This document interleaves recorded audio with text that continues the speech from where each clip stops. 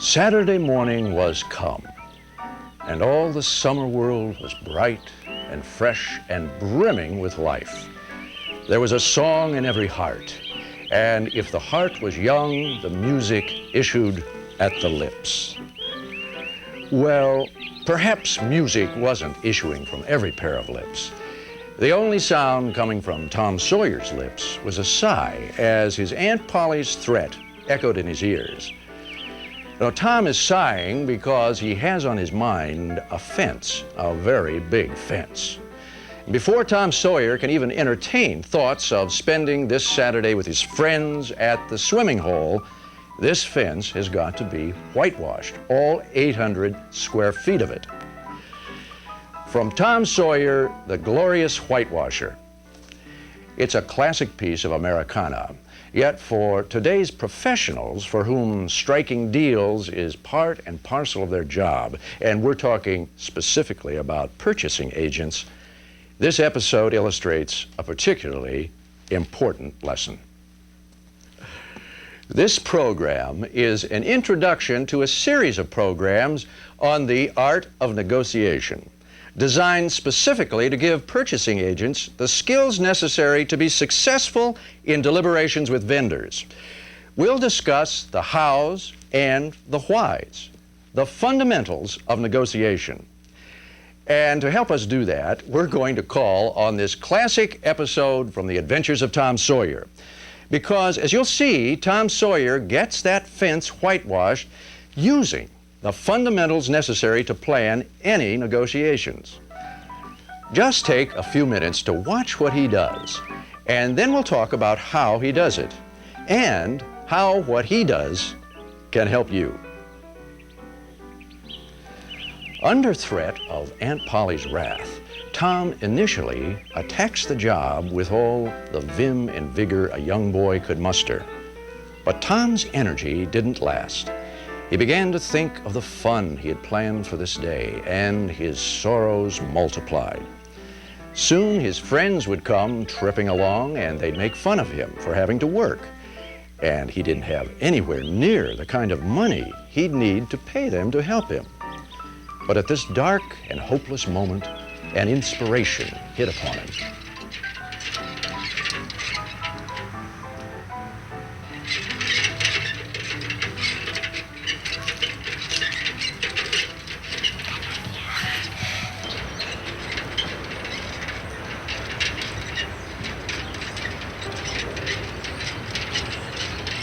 Hi, Tom.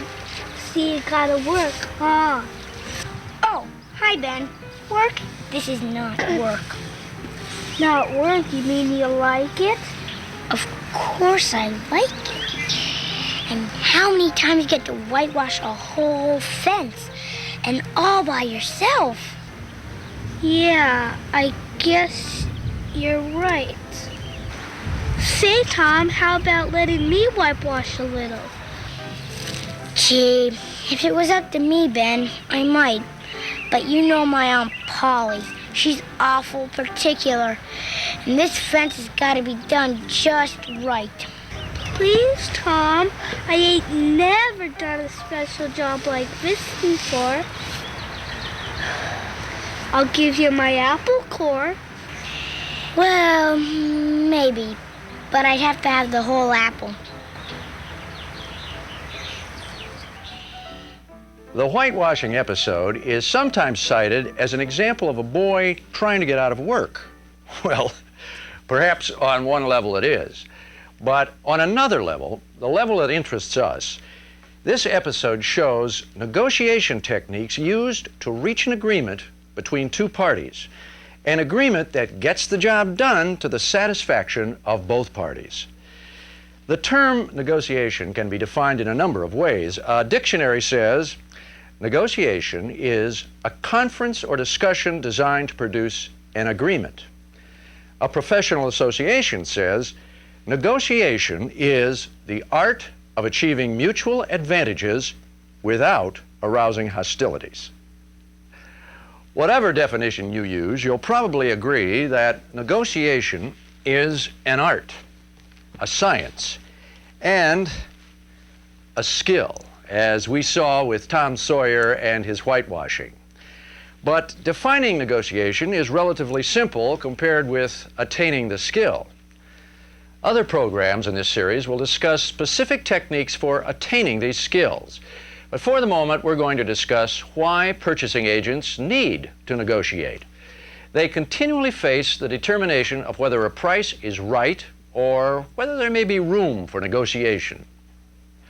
No two suppliers are likely to produce an item under identical conditions, and in the final analysis, as when Tom Sawyer accepts virtually anything for payment, from marbles to a broken knife.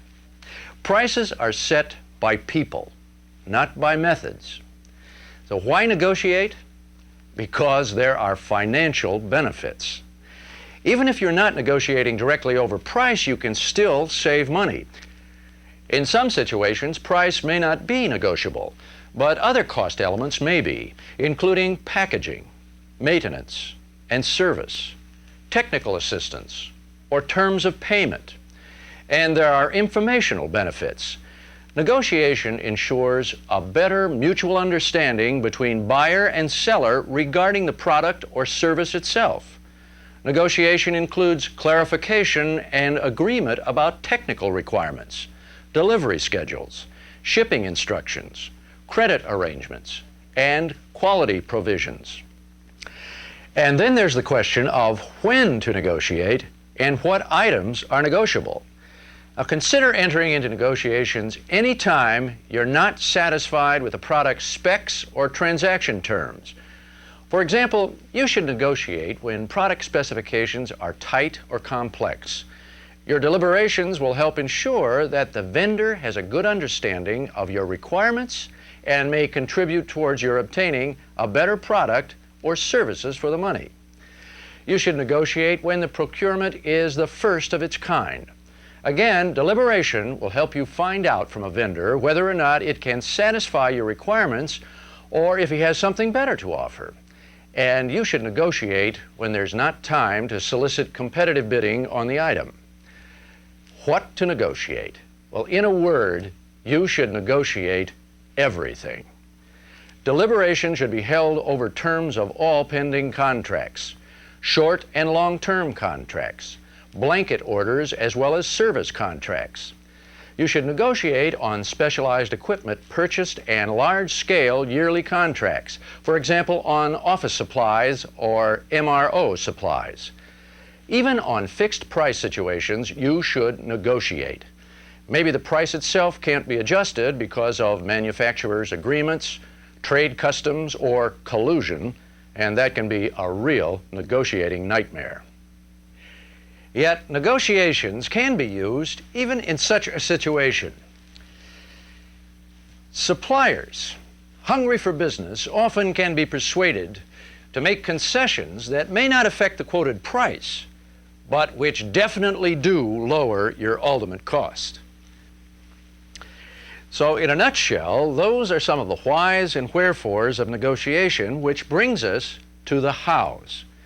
Again, subsequent programs will discuss that process in detail. But let us whet your appetite by calling back our friend Tom Sawyer to help us illustrate 3 fundamentals of negotiation, 3 points all negotiations have in common, whether it's getting a fence whitewashed or committing your company to a multi-million-dollar piece of equipment. There are 3 basic elements for planning any negotiations. The first is collecting the necessary information and background data to support your negotiating position. The second is determining the size and composition of your negotiating team. And the third is establishing your own objectives and attempting to assess the supplier's objectives. Now, as I told you in the beginning, the episode of Whitewashing the Fence is an illustration of those 3 fundamentals, and now we're going to see how. The first fundamental is gathering data. Tom knows that the job of whitewashing the fence is important to his Aunt Polly. She wants it done and done correctly. And everyone in the neighborhood, Tom's friends included, knows that Aunt Polly is a stern taskmaster. Tom also knows that the whitewashing would be easier all around if a number of people could share the job. It's work anyone, even a kid, could do because it requires no special skills. But special skills or not, Tom is not in a position of being able to pay anyone for their help. But he has gathered all the appropriate data, such as it is. Now, in the case of the purchasing agent, gathering data will be more complex and time-consuming, but the principle's the same. You need to line up economic, engineering, accounting, legal, and financial facts that will serve as a backdrop for negotiations. And that brings us to the second fundamental, gathering a negotiating team. Now, the fact of the matter is that Tom doesn't have a negotiating team per se, but he's like the members of a team rolled into one. Just what you'd expect to find in a purchasing agent for a small company who has to know a little bit about a lot of areas. Tom does know what needs to be done. He knows he can count on the reputation of his Aunt Polly. He knows he has a limited budget, and he knows people and what it takes to get their interest. So Tom has self-contained some financial, some production, and some marketing expertise. Now, obviously, in a larger company, there may be a real team with a number of people taking part in the actual negotiations besides the purchasing agent. As you get information on costs and specifications from manufacturing and engineering, for example, you may feel that having representatives from those departments in the negotiating sessions would strengthen your hand.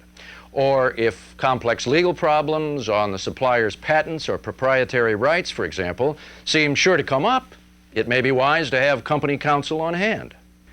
Now, if the points to be negotiated have some relation to the reliability or saleability of your company's end product, you might want to have a marketing representative present, and so on. Now, obviously, you don't want to walk into a negotiation with a small army behind you, so the makeup of the negotiating team will depend on what you consider the most critical aspects to be negotiated. And of course, different team members can be brought in at different phases of the negotiation as required. And that brings us to the third fundamental: establishing your objectives and attempting to assess those of your suppliers. Tom's primary objective is to get the fence whitewashed, preferably with assistance, so he won't have to tackle it alone. So once the inspiration hits, Tom puts a plan in place that helps him get that assistance. He makes the whitewashing itself seem less like work and more like a golden opportunity. He feigns reluctance to share the responsibility, which his friends understand from his Aunt Polly's reputation. He also knows his friends will pay a fair price for the privilege of helping if they believe the deal is fair. So what then results is a series of negotiations. Tom doesn't jump at their initial offers because, as any good purchasing agent knows, negotiation begins where the quoted price leaves off. In the real world of business, the application of the three fundamentals can and does occur simultaneously. Because there's a logical tie-in while you're compiling and analyzing data, you're actually beginning the process of establishing your objectives, and at the same time, you try to estimate what the supplier's goals will be.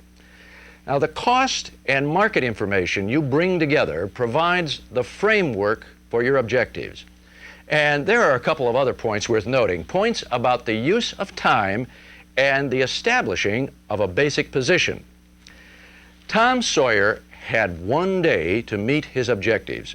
In business, having a whole day can be a luxury, and that's why planning around the three fundamentals is important. If the product you're buying is needed yesterday, as so often happens, unfortunately, the supplier may have you up against the wall, and that's why you need to have departments who give you realistic lead times.